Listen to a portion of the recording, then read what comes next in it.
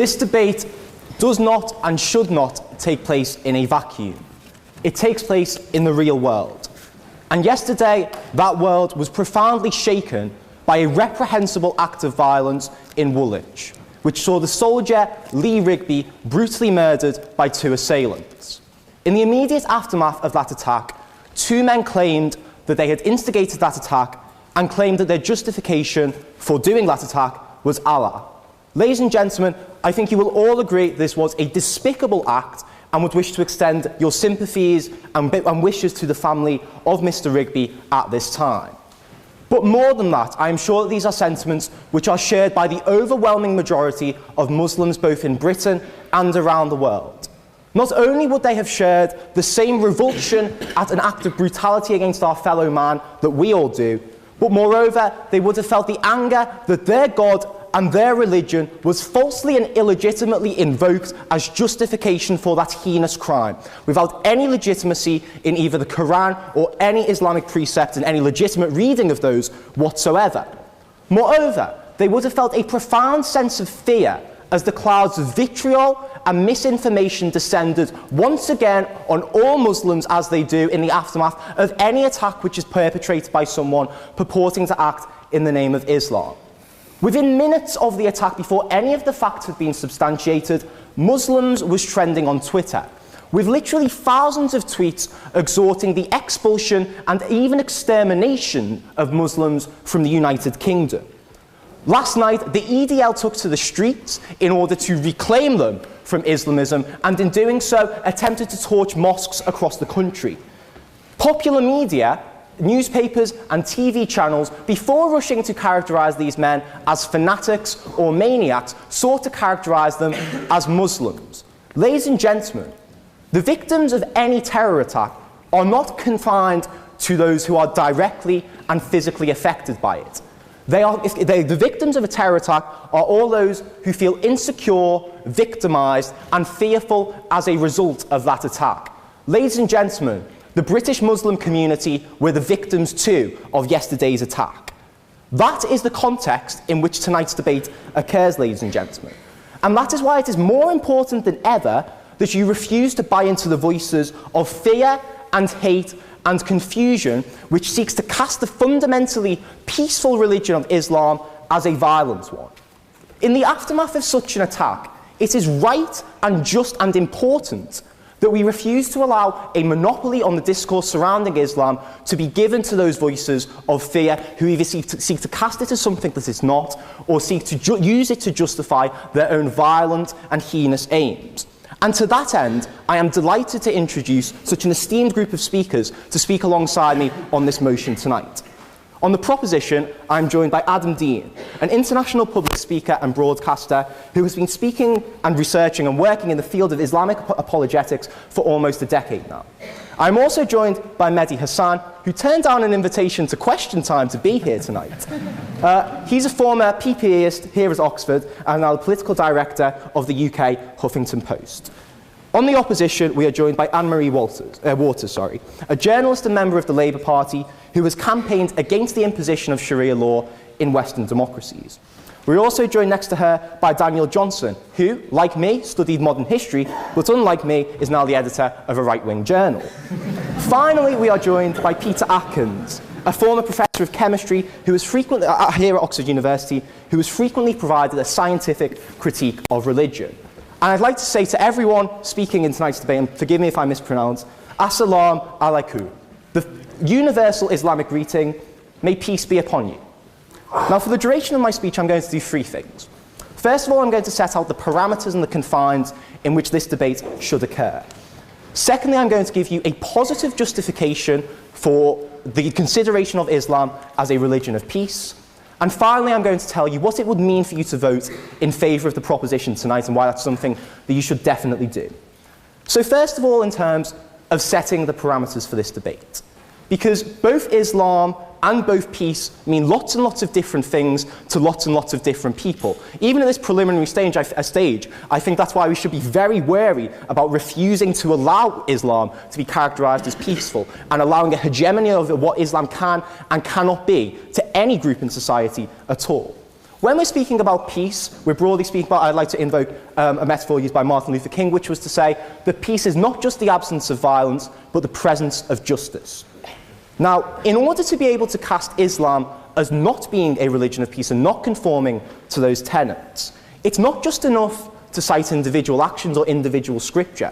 What opposition have to prove to you is that there is something fundamental to the character of Islam which prevents it from being cast as peaceful, and indeed that Islam has to be diametrically opposed to peace. It is not enough for them to cite the actions of individual extremists who invoke the name of religion for their own goals in all religions. We can point to the example of the Lord's Resistance Army in Uganda, who claim the name of Christianity for their atrocities, and the actions of people like Baruch Goldstein, who attacked the Cave of the Patriarchs in the 1990s in the name of Judaism. All around the world and in all religions, people often seek to illegitimately hijack the name of that faith for their own violent and maniacal ends. Ladies and gentlemen, the actions of those people tell us absolutely nothing whatsoever about the character of the religion they invoke, and tell us everything about the individual and the individual alone. Moreover, it is not enough for them to cite individual pieces of scripture out of context which may lend themselves to warlike rhetoric within the Quran.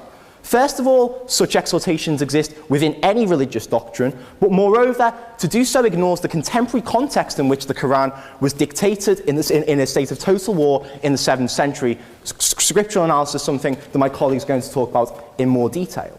Finally, though, what I'd like to say in terms of scriptural citations is that when we're dealing with a doctrine as diverse and as multifaceted as Islam, even if it can be proven that there exist elements of warlike rhetoric within Islam, even if we can say that in some ways Islam could be considered to have elements of violence, that is not enough. For what we are saying is it is a legitimate and intuitive reading of Islam for people to draw that of being a character of peace, and for that to be the message that they on an individual take away from Islam. So in order for opposition to win this debate, they have to prove that Islam, taken in its totality, is so diametrically opposed to peace as to render it entirely illegitimate for us to cast it as a religion of peace. Now, I realise that's a high bar, ladies and gentlemen, but I think when you're attempting to tell a quarter of humanity what their religion cannot be, and attempting to essentialise fundamentally negative and violent characteristics to those people, I'm quite comfortable with setting the bar damn high, ladies and gentlemen. In order for us to win this debate on proposition, all that we have to do is to prove to you that there is nothing inherent to Islam which prevents individuals from taking away a peaceful interpretation of that faith. That's not all we're going to do, though. I think we can go further than that, and what I'm going to do as I move on is give you a positive justification as to why casting Islam as a religion of peace is a widely held and intuitive reading of the doctrines and practices of Islam. So I think, first of all, when we address the Quran in its totality, we see that it has an overwhelmingly peaceful character, okay? First of all, the very ideal of Quranic society is Dar al-Salam, literally the house of peace. Moreover, one of the fundamental pillars of Islam is almsgiving, is charity, is fellowship with your fellow man, attempting to do good unto others as you would like to have it done to yourself. Muhammad, in his very last sermon, said, "Hurt no one so that no one may hurt you." And whilst they may give to you examples of instances in which there are elements of warlike rhetoric or violent rhetoric within the Quran, in the overwhelming majority of cases, those such scriptural instances are followed by exhortations which suggest that taking the peaceful option is always the preferable one, and is always the one which is more in line with God's wishes. But moreover, I think that we can cast Islam as being a peaceful religion based on the change that it seeks to inspire on an individual level. Because that's what Islam attempts to do. It attempts to inspire a positive and a peaceful change in all of its followers. First of all, it suggests that the choice to engage in Islam and to become a Muslim has to be a free one and has to be devoid of compulsion. Secondly, for those individuals who do enter into the Islamic faith, there is a massive impetus on engaging in good deeds with your fellow man. But moreover, what I'd like to say in terms of casting Islam as a religion of peace is that we can also consider peace in terms of inner peace today, ladies and gentlemen. In a confusing world of consumerism and uncertainty, the absolute clarity and certainty that Islam gives to its followers that there is something worth striving for, that it is worth acting in a morally just way, and that there is something beyond this temporal and this material realm is something that allows people a great sense of inner peace. And that is something invaluable and something that we should not take away based on the arguments of opposition. Now, finally, I'd like to tell you what it would mean for you to vote with the proposition in tonight's debate. Because I told you at the start this debate doesn't occur in a vacuum. Now, even if we were to ignore the horrific events of yesterday, in a post-9/11 landscape, what we have witnessed is a decade-long surge of violence, aggression, and human rights abuses directed at Muslims which have been justified by a sustained demonization campaign.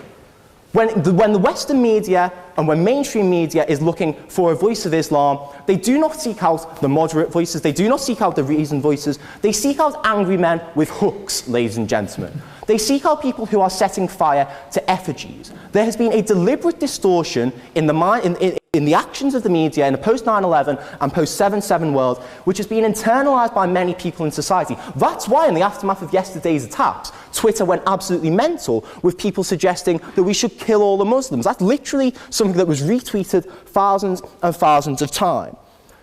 But what I'd like to say, ladies and gentlemen, is that in the coming days, that's the sort of rhetoric that's going to be predominating in the media. That's the sort of rhetoric that's going to be directed at each and every one of you. And if you vote with the opposition tonight, you're buying into that rhetoric.